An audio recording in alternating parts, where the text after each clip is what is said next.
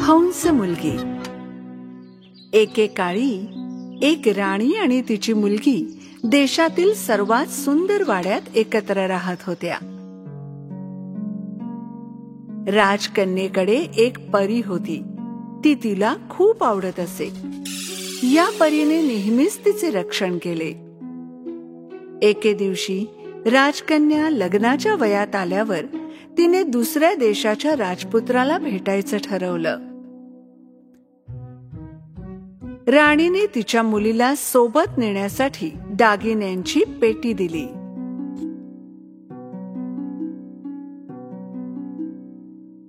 जर वाटेत कोणाला कळलं की तू राजकुमारी आहेस तर तुझ्या सोबत वाईट गोष्टी घडू शकतात, म्हणून तुला सैनिकाऐवजी सोबत म्हणून माझा एक सहाय्यक देते.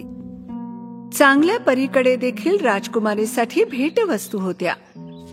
तिने तिला फलादा नावाचा बोलणारा घोडा दिला.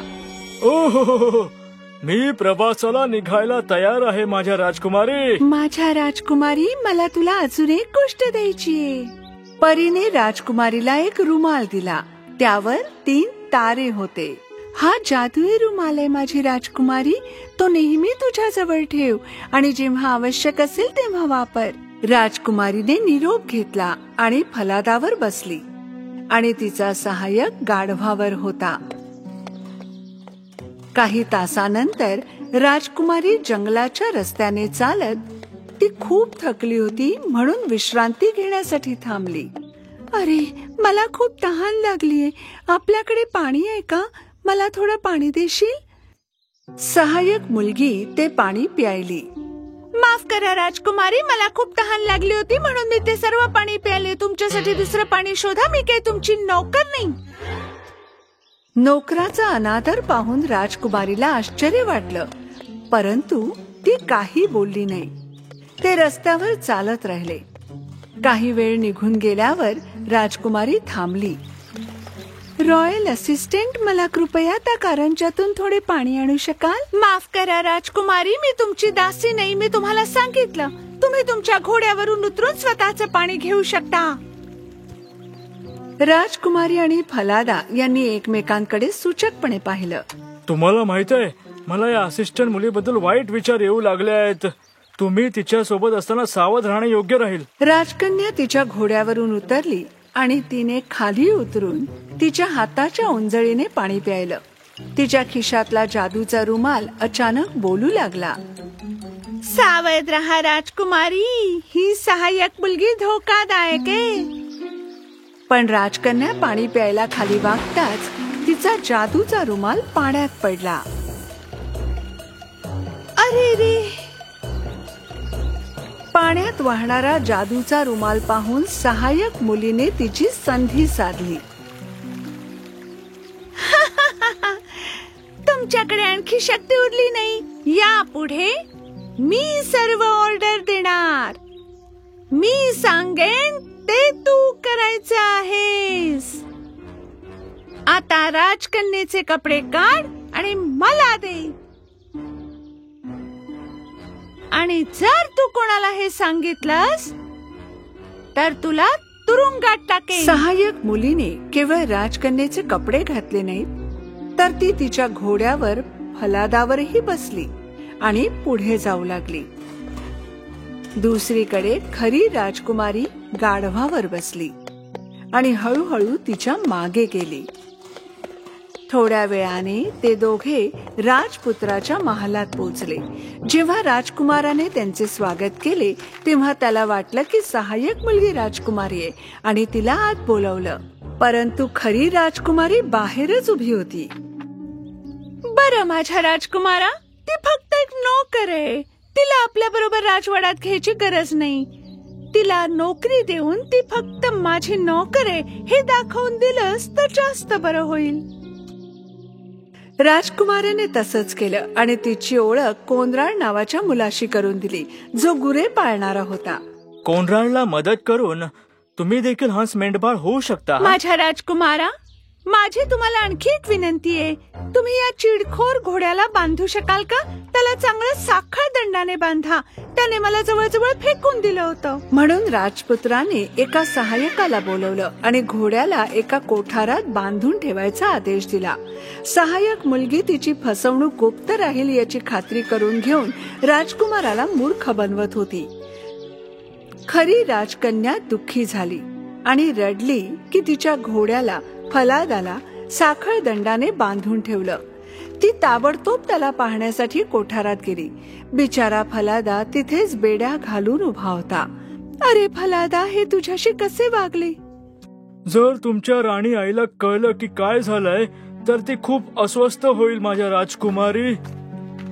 दुःखाची गोष्ट म्हणजे राजकन्येने तिच्या फलादा घोड्याकडे पाठ फिरवून कोनराडसह कुरणात गुरांचं पालन करण्यास सुरुवात केली.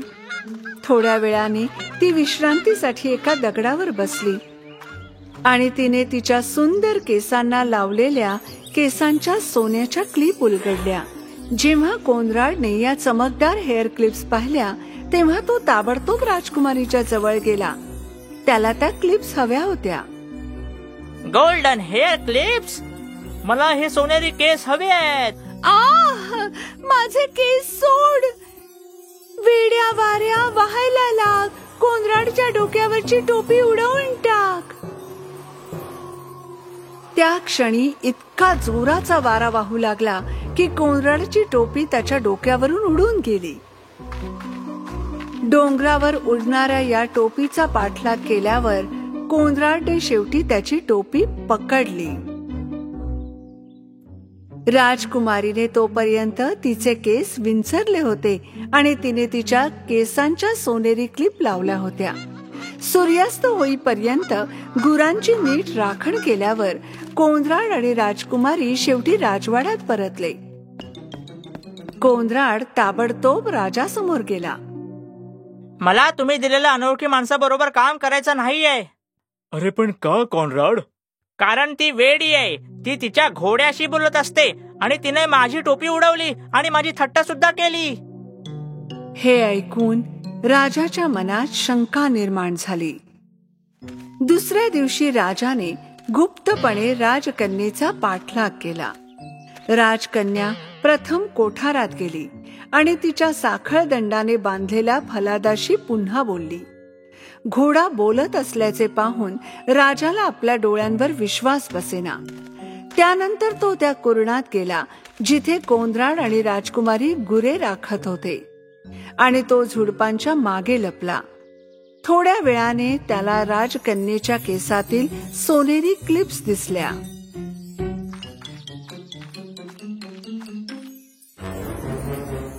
वेड्या वाऱ्या, वाहायला लाग. कोनराडच्या डोक्यावरली टोपी उडवून टाक. राजकुमारीच्या या शब्दानंतर खूप जोराचा वारा वाहू लागला आणि टोपी पुन्हा उडाली. कोनराड त्याच्या टोपीच्या मागे पर्वतापर्यंत पळत गेला. दरम्यान राजकुमारीने तिच्या सोनेरी केसांच्या क्लिप्स पुन्हा तिच्या केसात लपवल्या. हे पाहून राजाला फार आश्चर्य वाटलं आणि तो गुपचूप राजवाड्यात परत आला. संध्याकाळी राजाने राजकुमारीला राजवाड्यात उपस्थित राहायला सांगितलं. त्याने तिला तिच्या बोलणाऱ्या फलादा घोड्याबद्दल, सोनेरी केसांच्या क्लिप्स बद्दल आणि जंगली वाऱ्याबद्दल विचारलं. तेवढ्यात राजकन्या रडू लागली. मी तुम्हाला काही सांगू शकत नाही महाराज. मी असं केलं तर तुरुंगात जाईन. मला सगळं खरं सांगायला घाबरू नकोस तरुण मुली. मला काय ते सांग. राजकन्येने राजाला सुरुवातीपासूनच एक एक करून सर्व काही सांगितलं. तर तूच खरी राजकुमारी आहेस. काळजी करू नकोस. तुझं कोणतंही नुकसान होणार नाही. जा आणि राजकन्येप्रमाणे तयार हो. राजाने ताबडतोब आपल्या मुलाला राजपुत्राला बोलवलं आणि सर्व काही सांगितलं. त्यात संध्याकाळी बनावट राजकुमारीला काहीही न बोलता राजकुमाराने राजवाड्यात मेजवानी आयोजित केली. राजकुमाराच्या एका बाजूला खरी राजकन्या बसली होती आणि नकली दुसऱ्या बाजूला. खऱ्या राजकन्येचे सौंदर्य विलोभनीय होते, पण बनावट राजकन्येने तिला ओळखलेच नाही.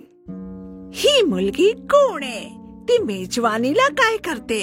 तिला ते चमकदार दागिने, तो सुंदर ड्रेस कुठून मिळाला? राजवाड्यातील उपस्थित जनांनो, माझ्याकडे तुमच्यासाठी एक कथा आहे. आता माझा नीट ऐका. राजाने राजकन्येचे काय झाले असे सांगायला सुरुवात केली, जणू ती दुसऱ्याचीच गोष्ट आहे. शेवटी खोटं बोलून लोकांना फसवणाऱ्याला शिक्षा कशी करावी असा प्रश्न त्यांनी सर्वांनाच विचारला. तिला मोठी शिक्षा व्हायला पाहिजे राजा. तिच्या पायाला बेड्या ठोकायला हव्यात आणि तिला कायमचं कैद करायला हवं. हे खरं आहे का? पण या कथेमध्ये खोटं बोलणारे तुम्हीच आहात. तू तुझी शिक्षा स्वतःच दिली आहेस. सैनिक, या लबाडीला आता माझ्या समोरून घेऊन जा. सहाय्यक मुलीने अशा प्रकारे खोटे बोलून राजकुमारीचं आयुष्य उद्ध्वस्त केल्याबद्दल शिक्षा भोगली. त्या रात्री राजकुमाराने खऱ्या राजकुमारीला मागणी घातली.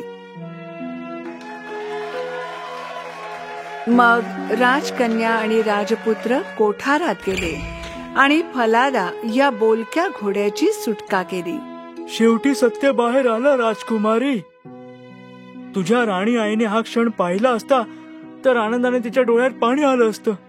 राजकुमारी आणि राजकुमाराने एक नवीन जीवन सुरू केले, ज्यामध्ये ते आता खूप आनंदी आहेत आणि राजकुमारीची चांगल्या मनाची परी नेहमी त्यांच्या बरोबर असते आणि ती वाईटांपासून त्यांचं रक्षण करते.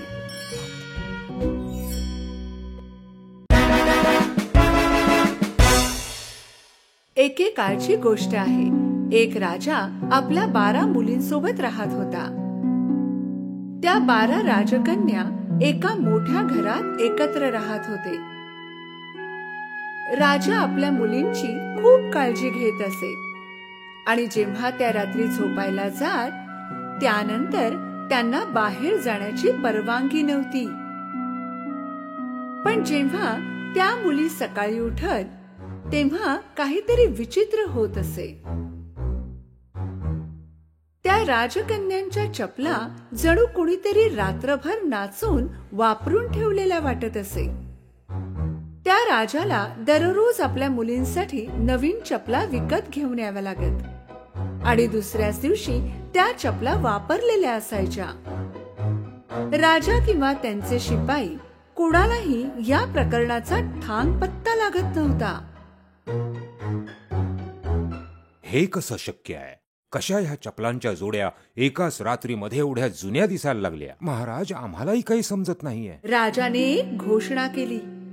जो कोणी राजकन्यांच्या चपलांचं रहस्य शोधून काढेल, त्याचं लग्न मी माझ्या कोणत्याही एका राजकन्येशी करून देईन. त्याला माझा जावई बनवेन आणि माझ्या मृत्यूनंतर त्यालाच राजा म्हणून घोषित केलं जाईल. पण यासाठी त्याच्याकडे फक्त 3 दिवस आणि 3 रात्री असतील. अन्यथा त्याला त्याचं उरलेलं आयुष्य तुरुंगात घालवावं लागेल. या राज्याचे सारे तरुण, शिवाय दुसऱ्या राज्याचेही तरुण त्या महालात हे रहस्य सोडवण्यासाठी आले. काही काळ ते 12 राजकन्यांच्या खोलीच्या दरवाजाबाहेर पहारा देत होते. पण वेळ संपून जायची आणि ते सर्व हे रहस्य सोडवण्यात असमर्थ झाले आणि चपला मात्र पूर्वीप्रमाणेच वापरलेल्या असायच्या. शेवटी एक सज्जन माणूस हे काम करण्यास तयार झाला आणि तो महालाकडे जाण्यास निघाला. रस्त्यात त्याला एक म्हातारी आजी भेटली. ती फार गरीब दिसत होती. माझ्या बाळा, मी फार उपाशी आहे. तू मला खाण्यासाठी एखादा पावाचा तुकडा देऊ शकशील? त्या तरुणाने आपल्या बॅगेत असलेले सगळे जेवण त्या गरीब आजीला दिले. ती आजी खूप खुश झाली, कारण याआधी तिथून जो कोणी जात होता त्या लोकांमधलं कुणीही तिला काहीही देत नव्हतं. त्या आजीबाईला वाटलं की हा तरुण बाकी लोकांपेक्षा वेगळा आहे, म्हणून तिने त्याला बदल्यात एक जादूची शॉल दिली. ही जादूची शॉल घे. तू जेव्हा हिला पांघरशील अदृश्य होऊन जाशील. जेव्हा रात्रीचे 12 वाजतील तेव्हा तू ही शाल पांघरून गायब हो. आणि अशा प्रकारे तू त्या चपलांचे रहस्य उघडकीस आणण्यास यशस्वी होशील. पण एक गोष्ट लक्षात ठेव, त्या राजकन्या तुला पिण्यासाठी काही देतील ते तू पिऊ नकोस. तो तरुण ती शॉल घेऊन पुढे निघाला आणि महालाजवळ पोहोचला. त्याने शिपायांना सांगितले की तो चपलांचे रहस्य शोधण्यासाठी आलाय. पहिल्या दिवशी तो तरुण त्या राजकन्येच्या खोलीच्या दरवाजाबाहेर पहारा देत होता. तेव्हा सर्वात मोठी राजकन्या त्याच्याजवळ आली. तुम्हाला तहान लागली असेल ना? आम्ही हे लिंबू सरबत तुमच्यासाठी बनवले, याचा स्वीकार करा. तो तरुण त्या आजीची चेतावणी विसरला आणि त्याने ते सरबत पिऊन टाकले. सरबत पिताच त्याला गाढ झोप लागली. संपूर्ण रात्र तो एका खोलीत घोरत होता, जी खोली राजकन्येने त्याच्यासाठी तयार केली होती.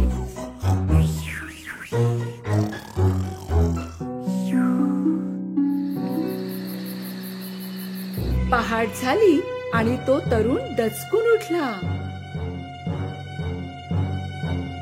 मला तर जादूची शाल पांघरून राजकुमारीच्या खोलीत जायचं होतं. दुसऱ्या रात्री पुन्हा तो दरवाजाच्या बाहेर वाट पाहत उभा होता.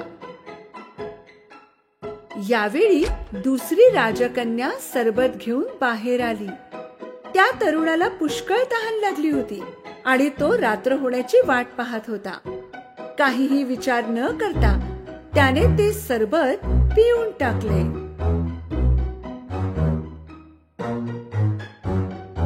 आणि पुन्हा एकदा तो गाढ झोपी गेला. सकाळी उठल्यावर त्याला आजीबाईची गोष्ट आठवली. पण एक गोष्ट लक्षात ठेव, त्या राजकन्या तुला पिण्यासाठी काही देतील ते तू पिऊ नकोस. नक्कीच राजकुमारीने सरबतामध्ये झोपेचं औषध टाकलं असणार. त्याच क्षणी महाराज तिथे पोहोचले. 2 दिवस उलटून गेले तरी तू अजून रहस्य शोधलं नाही. जर आज रात्रीपर्यंत तू ते शोधू शकला नाहीस तर तुझं उरलेलं आयुष्य तू तुरुंगात घालव.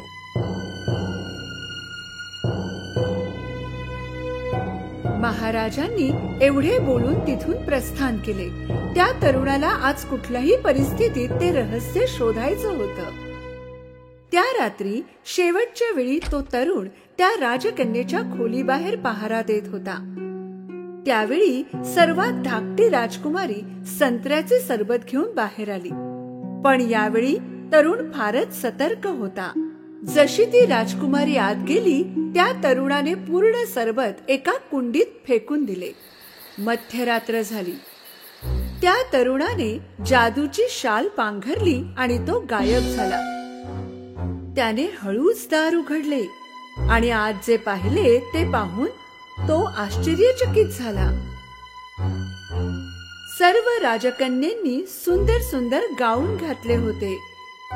त्या अतिशय सुंदर नटल्या होत्या. चला जरा पाहून येऊ, तो तरुण झोपला की नाही. एका राजकन्येने दरवाजा उघडून बाहेर पाहिले आणि दुसरीने भिंतीला कान लावून ऐकण्याचे प्रयत्न केले. तितक्यात तरुणाच्या लक्षात आले की त्याला घोरण्याचे आवाज काढायला हवे.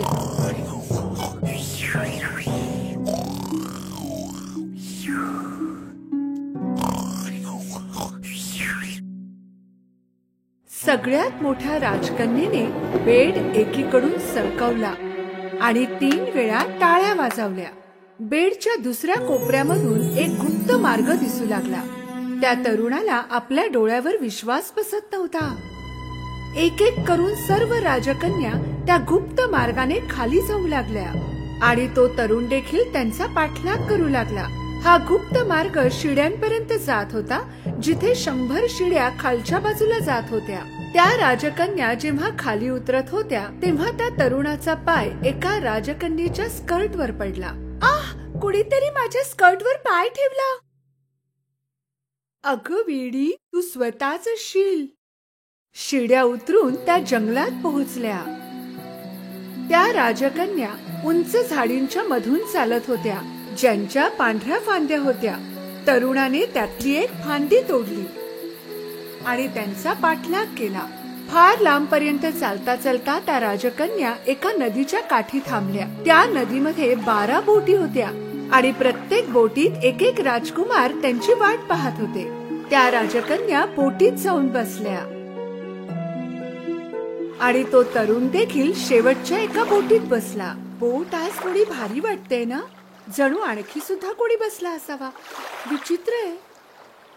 स्वप्न बघणं बंद कर. नदी पार करून ते सगळे एका विशाल चमकदार महालात पोहोचले आणि त्यांना आतून संगीताचा आवाज ऐकू येत होता. त्या तरुणाने खिडकीतून आत डोकावले. त्याने पाहिले की आत काही लोक नाचत होती. त्या सर्व राजकन्या महालात प्रवेश करताच नाचू लागल्या. त्या नाचता नाचता थकल्या, पण तरी सुद्धा थांबत नव्हत्या आणि म्हणूनच त्यांच्या चपला वापरलेल्या असायच्या. तरुणाने स्वतःची भूक मिटवण्यासाठी टेबलवर ठेवलेला केकचा एक तुकडा उचलून खाल्ला.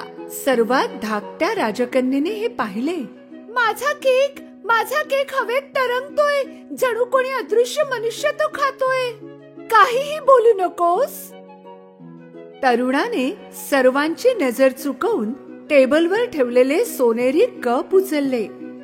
राजकन्या पहाट होईपर्यंत नाचत होत्या. नंतर त्या बोटीत बसून नदी पार करू लागल्या. जंगलातून चालता चालता शिड्यांनी वर चढल्या. शेवटी त्या आपल्या महालात पोहोचल्या, परंतु त्यांच्या चपला वापरलेल्या होत्या. तो तरुण खूप खुश होता, कारण त्याने वापरलेल्या चपलांचे रहस्य शोधून काढले होते.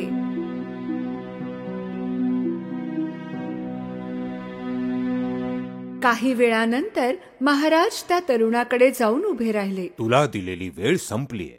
तू चपलांचं रहस्य शोधू शकलायस का? होय महाराज, मी शोधलंय. आणि मग तरुणाने राजाला संपूर्ण हकीकत सांगितली. राजाला आधी त्याच्या बोलण्यावर विश्वास नाही बसला, पण जेव्हा तरुणाने राजाला पांढरी फांदी आणि सोनेरी कप दाखवला तेव्हा त्यांची खात्री पटली. आणि मग राजाने आपले वचन पूर्ण करण्यासाठी तरुणाला स्वतःच्या पसंतीची राजकन्या निवडण्याची परवानगी दिली. तरुणाने सर्वात धाकट्या राजकन्येशी विवाह करण्याची इच्छा प्रकट केली. त्या 12 राजकन्या थोड्या दुखी होत्या, कारण त्यांचे रहस्य आता सगळ्यांना कळले होते. पण तो तरुण आणि छोटी राजकन्या विवाहबद्ध होऊन आनंदाने आपले जीवन व्यतीत करू लागले.